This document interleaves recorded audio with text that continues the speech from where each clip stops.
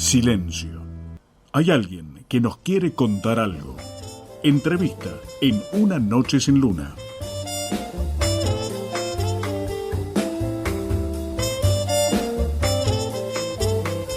Muy bien, amigos, como ustedes saben, mañana es el Día del Locutor. 3 de julio, en un año muy importante, o al menos importante para la radiofonía argentina, que está cumpliendo sus primeros 100 años. Nos vamos a dar el lujo de charlar, para mí, con el número 1 que tiene la locución argentina. Es un tipazo, lo hemos conocido por su voz. Ahora cuando charlamos con él seguramente lo van a reconocer al segundo. No sé, me acuerdo de pulsaciones en la televisión, me acuerdo de tantos spots, me acuerdo de la radio en sí, en general, de él. Él es la radio.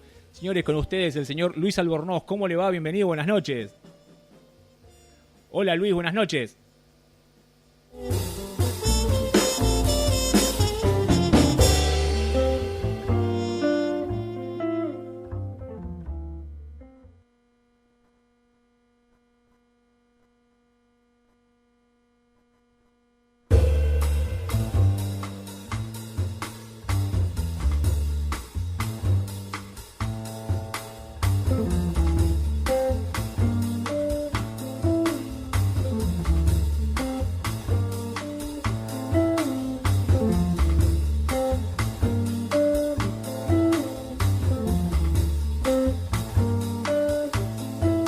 Les decía que para mí es uno de los grandes locutores que tiene la República Argentina y mañana en su día queríamos charlar unos minutos con él. Señores, con ustedes el señor Luis Albornoz, más conocido como el Negro Albornoz. ¿Cómo le va, Luis? Bienvenido, buenas noches. Hola Gaby, ¿cómo estás? Buenas Por noches fin, para todos. por fin, Luis. Y muchas gracias por la deferencia de comunicarse conmigo. Y bueno, gracias por ponerme tantos títulos, pero eso corre por cuenta tuya. ¿Qué hace Luis Albornoz, un locutor como usted de tanta trayectoria, un jueves a la noche y en cuarentena? ¿Cuáles son tus pasos que haces, tu rutina? Mirá, hoy trabajé muchísimo en lo mío y en otras cosas. Así que, bueno, uno aprovecha a hacer cosas. Tengo una casa bastante interesante en tamaño, entonces aprovecho para marcar qué cosas hay que hacer, a qué profesional hay que llamar después de la cuarentena, y algunas cositas que me animo hago yo. Y hoy a la noche estábamos buscando series con mi mujer, viejas series en YouTube para ver la tele, y encontramos dos tipos audaces que, bueno, la veíamos cuando nosotros teníamos, no sé, 10 años, 12, una antigüedad, pero el hecho de ver ahí algo que hace tantos años había desaparecido de nuestra cabeza, pero nos quedaba el nombre, uno se sorprende y ve los actores tan jóvenes, tipos que ya no están, o ve un Simón Templar, el santo, que es como protagonista de la serie. Hoy enganchamos eso y estábamos re contentos porque encontramos otras de las décadas del 70 y 80, ¿no? Estamos charlando con Luis Albornoz. Luis, mañana, bueno, es el Día del Locutor, un día, hablábamos al principio en la introducción, que es un año importante para la radiofonía argentina, está cumpliendo sus primeros 100 años, pero ¿recordás aquel debut en Radio Antártida ya hace tiempo? ¿Qué recordás de aquella Claro. noche? Un aniversario muy importante, porque fíjate que tanto vos como yo y otros cientos de miles de locutores argentinos formamos parte de una profesión muy importante que cumple 100 años en la Argentina, porque se desarrolló a partir del 1920 y no paró nunca, y no va a parar a pesar de los pájaros malagüeros de la radio, pero la radio va ganando cada vez más situaciones modelo que representan la extensión misma de la radio, como por ejemplo aquellos que ponen a la radio en las redes para que se escuche a través del mundo, donde antes chocabas con un edificio, con la antena, hoy llegás al mundo, es increíble. Y esa profesión se sigue extendiendo también junto con la mamá que es la radio. Y bueno, en los recuerdos míos de Radio Antártida, imagínate, primero, a pesar de haber trabajado en el interior antes de venir al ISER, en mi pueblo, en Victoria, Entre Ríos, era un debut en Buenos Aires. Y si bien era una radio de muy baja potencia, se escuchaba mucho en la zona oeste, y yo tenía unos nervios tremendos. Me acuerdo que lo primero que tuve que decir fue la hora. Me salió perfecto, pero uno siempre está buscando y queriendo preguntar cómo le salió, ¿viste? Y los tipos que son del palo y hace mucho que están, ni les interesa tu debut en ese momento. Sí, salió fenómeno, te decían. Y yo noté que había algo que no cerraba. Y era que había dicho una hora antes, en vez de las 21 dije las 20. Fue tremendo. No te puedo creer. Ese fue mi debut en Radio Antártida, y para uno, en ese momento, decir, no, uno se hace todo tipo de cuestionamiento, decir, no trabajo más. Una cosa tremenda. Y sin embargo, la vida se encarga de darte oportunidades, por eso yo creo que hay que aprovecharlas, cada una que te presenta, y uno puede salir adelante y hacer dentro de la profesión un montón de cosas.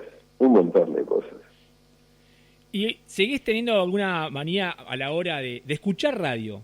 Me gustaría saber cómo es Luis Albornoz a la hora de escuchar radio. ¿Qué te gusta escuchar cuando agarrás el auto, cuando estás en tu casa?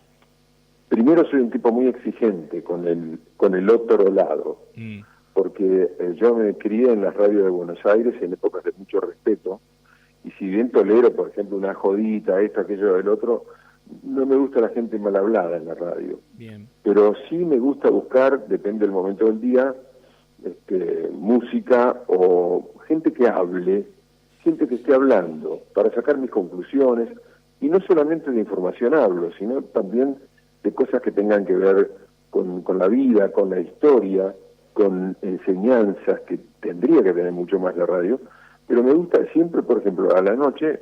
Yo no me duermo sin escuchar los radios, en la cama es un chupete para mí. Y siempre voy buscando cosas diferentes. No tengo muchas variables ahí, pero la realidad es que me gusta escuchar un rato a alguien que me pueda contar algo, como para relajarme, y después, sí, por supuesto, a mí me gusta mucho la lírica y la música clásica, y escucho un ratito de eso tanto en nacional como en clásica. En los últimos años, Luis, por supuesto con la modernidad y con el medio, ¿a qué te tuviste que acostumbrar? Bueno, mira, yo venía sumándome muy lentamente a toda la parte de informática, porque como tengo hijos que hoy rondan entre los 24 y 34 años, entonces me tuve que acostumbrar, primero para poder enseñarles a ellos algo, y después para el crecimiento mismo de los chicos, y el desarrollo que vino primero por ellos por el lado del colegio se fue transmitiendo después a mí. Y bueno, me tuve que adaptar, porque un día yo empecé a notar con otro colega que te decían, ¿tenés algo para grabar en tu casa?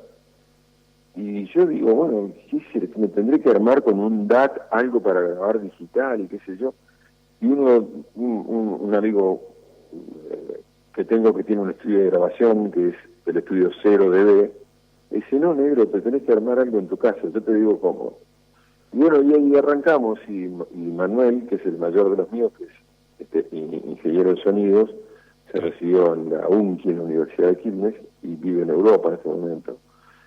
Manuel se encargó después de darme la última viaba. Así que bueno, yo me desarrollo muy bien, conozco prácticamente todo, así que no tengo ningún inconveniente, y cuando tengo algún susto consulto a alguien y listo, ya está. Y hoy, después de tantos años de carrera, ¿seguís trabajando tu voz, seguís ejercitando tu voz, seguís haciendo ejercicios? Sí, claro, sí.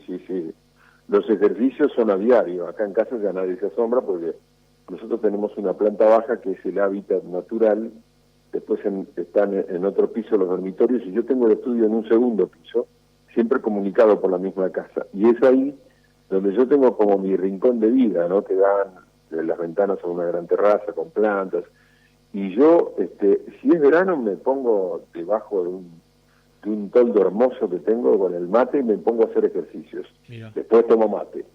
Y durante esta época invernal, dentro de mi casa, y acá ya nadie se asombra de los gritos míos, porque yo empiezo livianito, como todo ejercicio vocal, y termino siempre colocando la voz muy alto. Sí, mis ejercicios todos los días bueno, cada tanto hago como una reválida con algún foniatra o foniatra conocido. Estamos charlando con, para mi gusto, el número uno de los locutores argentinos. Él se llama Luis Albornoz, más conocido en el ambiente como el Negro Albornoz. Pero, a ver, allá en Victoria, recién hablabas de tu pueblo, cuando le decían Mojín, cuando le decían Mojín en el pueblo... Qué informado que no, hay que prepararse. ¿Como quién, en aquella época, a quién admirabas en tu trabajo, o sea, en el rol de locutor? ¿A quién decías, me gustaría ser como...? Tenía varios. ¿Sí? Pero te decían... Espera, Luis, te decían Mojín. En el rubro locución y periodismo, mi admiración siempre fue para Julio Lagos, con quien acabo de hablar hace 10 minutos. Y después venían varios, porque por ejemplo en el rubro periodístico y conducción me gustaba una persona de aquella época que era el Negro Martínez, padre de Diego Guerrero, y también había un señor que se llamaba Adolfo Fito Salinas, que hacía un show musical a la noche, siempre AM, porque la FM de la época no existía, que hacía un programa exitosísimo que competía con el de Pedro Aníbal Mancilla, que hacía Modarte en la noche. Y después me gustaban como variantes de locución en la parte comercial un muchacho que se llamaba Daniel Guerrero, que fue esposo de Zulma Fayad, que tenía una voz extraordinaria y estaba en Radio Rivadavia, hacía comerciales y conducía un programa que se llamaba La Noche del Leatherland, que era una marca de camperas de cuero de esa época. Y por supuesto ya estaban también en la plena en toda su capacidad los locutores como Leopoldo Costa, el Pelado Jurado, qué sé yo, te puedo nombrar todos porque algunos incluso de ellos tuve la suerte de poder trabajar junto a sus voces en algún momento. Así que bueno, Oscar Gómez, otro tipo que creo que ya falleció, pero y Pelusa Suero, que era el dueño de las voces artísticas, para mí eran tipos, yo seguía mucho los locutores, muchísimo, porque era mi pasión. ¿Y te sentabas a escuchar radio y, no sé, a ver, tenías y tomabas nota de a ver cómo el tipo entraba, cómo presentaba la canción, o cómo se iba despidiendo? Pero aparte nosotros teníamos un grupo en Victoria que nos gustaba escuchar Radio del Plata, que era la radio que en esa época, te estoy hablando de los 70, pasaba más música, pero que teníamos la desgracia de que no llegaba bien a mi pueblo. Mirá vos. Hacíamos cualquier cosa, fabricábamos antenas, buscábamos radios que sonaran bien para escuchar las presentaciones musicales de Radio del Plata. Y sí, yo me prestaba muy atento a esas situaciones, porque después cuando yo trabajé en FMR ya presentando música, en el Gigante Pacífico, el programa de Wrangler, que eran 10 horas los sábados y 10 horas los domingos en vivo, en la FM de Rivadavia, yo tenía para los intros una certeza extraordinaria. Me daban el cronómetro y me lo colgaban en el cuello y no lo usaba, porque tengo muy buen oído para la música y yo sabía cuándo entraba y dominaba los tiempos. Y lo sigo haciendo, por ahí practico en el auto cuando voy. Mira. Sí, totalmente, me encanta. Me encantaba ser presentador de música. Qué bueno. Después vino la publicidad y bueno, fue como otra novia que tuve y ahí me quedé. Pero pará, ahí tuviste una novia de la publicidad y tuviste un montón de trabajos, no sé, el elefante de Choco Crispy, el conejito Nesquik. Miles de trabajos. La voz de un montón. Ayer me lo preguntaron en otra entrevista que hice para FM 100 por los 100 años de la radio, y yo los dejé de contar hace 4 o 5 años porque dije, es al fuerte que haga esto. Y en ese momento llevaba más de 20.000 entre radio y televisión. ¡Qué bárbaro! Fueron muchos comerciales, Gaby. Y le seguís poniendo, por supuesto, la voz. Por ahí la gente no te identifica. Viste cómo es el público a veces estándar, no te identifica por ahí por el nombre, pero automáticamente escucha tu voz. Ah, sí, por supuesto, Albornoz, el de TN, te dicen, ¿no? Me ha pasado de charlar en el pasillo hoy. Sí, sí, por supuesto. Sí, bueno, cuando yo hablo bastante natural, apoyando algunas cosas, Entonces eso hace que la gente, cuando vos pedís algo en algún negocio o te subís a un taxi o algo, tienen una mirada que terminan en algún momento preguntándote, ¿te conozco de algún lado? Y bueno, por ahí yo les hago una promo cortita de TN, le digo, esta noche a las 22 por TN. Y ya, con razón. Y lo mismo pasa con la red, y con la Disney, red, sí. Con la red, con toda la cadena Somos de Interior del Grupo Clarín. Y también pasaba mucho con Pulsaciones, que fue un programa con muchísimo éxito, de muchos puntos de rating, y donde fueras, porque ahí yo hablaba como en mi casa, hablabas y te conocían. Fue un programa muy visto. Muy aparte visto. Increíble, aparte la dinámica que tenías, aparte de tu voz en off, la dinámica con el que estaba jugando, y esa cosa de... Era realmente increíble, pero Pulsaciones sí, por supuesto. Ya pasaron varios años fantástico, de eso. un ciclo excelente. Pues. Pasaron varios años ya de... Y están repitiendo, no sé si en Magazine o en algún lado repiten los programas de esa época. Una noche, creo, de esas que uno está en cuarentena y se engancha a ver televisión, creo que lo enganché y uno lo sigue viendo. Lo sigue viendo. Sí, te enganchás, se sigue poniendo nervioso con el otro, que llama a uno. Porque además mi razón de ser en ese programa era un poco hablarle para poner nervioso al participante de una manera sencilla, no agresiva, ¿no? Y me divertía muchísimo. Sí, ¿no? Yo me divertía muchísimo. Hubo programas emblemáticos. Me recuerdo, se notaba mucho que disfrutabas la situación. No sé si la disfrutabas, pero era un tono como que de disfrute, más allá de que vos era tu trabajo, pero se sentía que como que te compenetrabas con el participante y parecía que estabas en la cabeza del tipo y lo ponías más ansioso todavía. Sí, aparte era un programa en el fondo un tanto burlesco y socarrón, entonces en el tono, entonces eso hacía que la gente también decía, no, pero este tipo que pare de hablar, que hijo de su madre, cómo lo lleva para otro lado. Y eras un poco el malo y la voz del programa, que todos entraban, y yo te diría que por respeto y un poco por miedo, lo primero que hacían es, cuando llegaban al set, decía, ¿y el negro dónde está? Te querían conocer, cosa que estaba prohibida. Mirá, ¿no? Vos. La gente te quería conocer porque quería amigarse con vos. Y vos imaginate que el tipo entraba y decía, hola, ¿cómo estás? Y ya el tono de voz era un balde de agua fría para el tipo. Claro. No, fue fabuloso. Fabuloso. Bueno, ese programa, el modelo de ese programa no era así en Holanda, donde se compraron los derechos. Era un participante muy mínimo del conductor. Y al tercer programa yo me aburrí y dije, me voy, porque yo no me banco esto así. No, pero que el programa viene bien, qué sé yo. Le digo, bueno, déjenme ser yo, porque no puedo trabajar así. Y terminó el personaje incluso hasta comiéndose el programa, te diría. No, impresionante. Luis, ¿cómo decidiste tu carrera?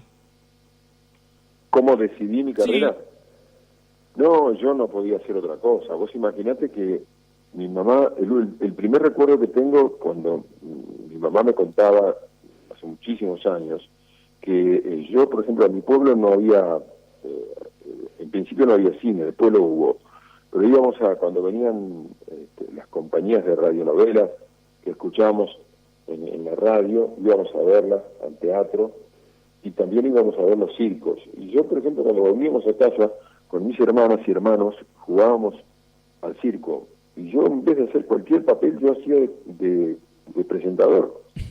Entonces yo era el animador del circo, el presentador. Y ese fue el primer vestigio que yo tengo de estas cosas que yo hacía. Después, haciendo títeres en el colegio, tenía mucha habilidad para hacer las voces. Después vino la presentación de una pelea de box en el club de mi barrio cuando tenía 13, 14 años, desde abajo del escenario. Y bueno, después cuando tenía 16 apareció la radio. Yo ya había hecho publicidad en los carritos rodantes del pueblo y toda esa historia. Imagínate que no me fui de la puerta de la radio hasta que no me dijeron, vení que te tomamos una prueba. Hubo una prueba, se presentaron 15 y gané yo.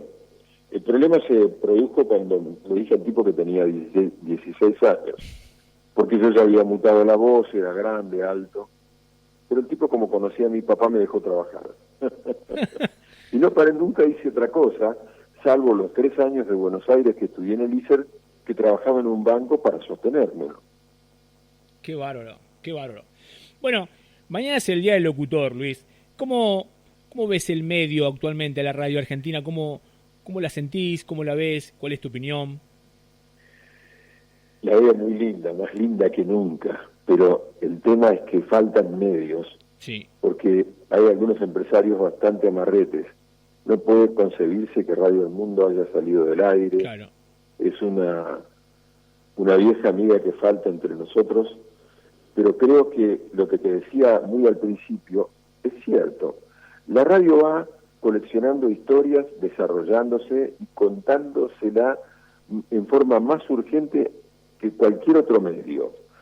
Se desarrolla a través de la red, y las redes, tanto como cuando apareció Internet, Instagram y todos los sistemas de comunicación que tenemos actualmente, Facebook, tuvo que estar la radio presente para difundirlo.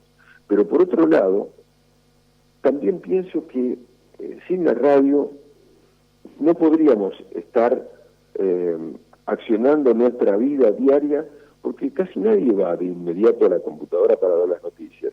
Claro. Por lo general es la tele o la radio.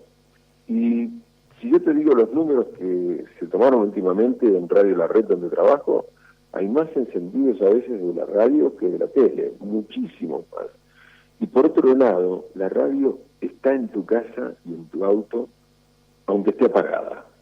Entonces creo que no va a ser un medio que va a seguir creciendo, que no va a morir, como muchos dicen, pero no porque yo quiera que no muera, sino que no va a morir porque tiene muchísimas probabilidades de subsistir en este gran mundo de la comunicación, por facilidad, por antigüedad, por ser la que desarrolló todo tipo de comunicaciones posterior a ella, y fue la que fue la testigo, digamos, de todas esas comunicaciones nuevas. Te voy a hacer dos preguntas finales, Luis. Primero, agradecerte por este tiempo, decirte mañana, por supuesto, feliz día, uno de los grandes locutores argentinos. Yo vuelvo a decirlo otra vez y me voy a cansar de decírselo, el número uno de la Argentina. ¿Cuál es la lección más importante que aprendiste en tu vida? Bueno, han sido muchas, pero si se refiere a aquellas que están entornadas alrededor de la comunicación, no apurarse. Ajá.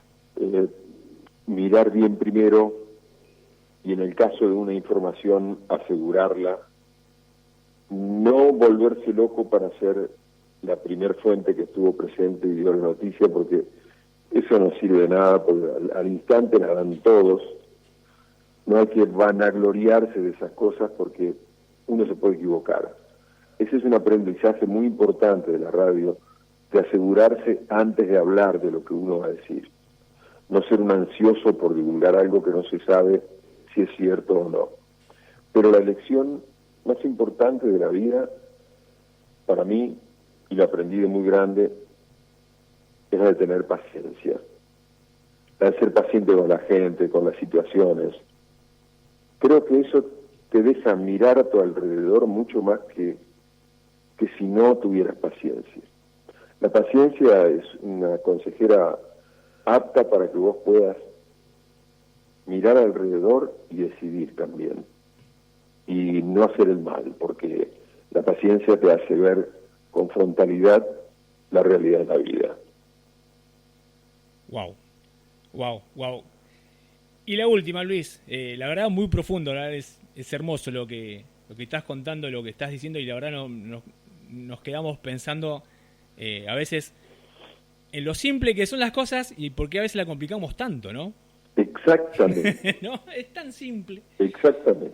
Y esta es mi pregunta final, que me gusta hacerle a los protagonistas porque nos ayuda a todos a expandir nuestra biblioteca, nuestro conocimiento, nuestro aprendizaje.